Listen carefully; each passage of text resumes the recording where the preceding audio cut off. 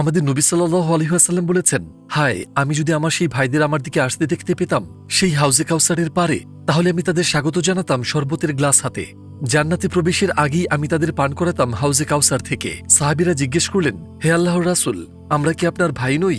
আমাদের নবী সাল্লাল্লাহু আলাইহি ওয়াসাল্লাম উত্তর দিলেন, তোমরা তো আমার সাহাবী, আর আমার ভাই হলো তারা যারা আমার প্রতি ঈমান আনে আমাকে না দেখেই। আমি আল্লাহর কাছে দোয়া করেছি যেন তিনি আমার চোখ শীতল করেন তোমাদের দ্বারা আর তাদের দ্বারা যারা আমার প্রতি ঈমান আনে আমাকে না দেখেই। হয়তো আপনি নিজেকে দূরে রাখার চেষ্টা করছেন কিছু নির্দিষ্ট সামাজিক পরিবেশ থেকে। কখনো কখনো বন্ধুদের না বলাটা বেশ কঠিন মনে হতে পারে, আর হয়তোবা এ কারণেই আপনি একাকিত্ব অনুভব করেন। কিন্তু কখনো ভুলে যাবেন না, এটি এই একাকিত্বের পুরস্কার হবে বরফ শীতল কাউসারের পানি আমাদের প্রিয় নবী সাল্লাল্লাহু আলাইহি ওয়াসাল্লামের হাত থেকেই, যিনি আপনাকে আমার ভাই বলে ডেকেছিলেন শত শত বছর আগেই।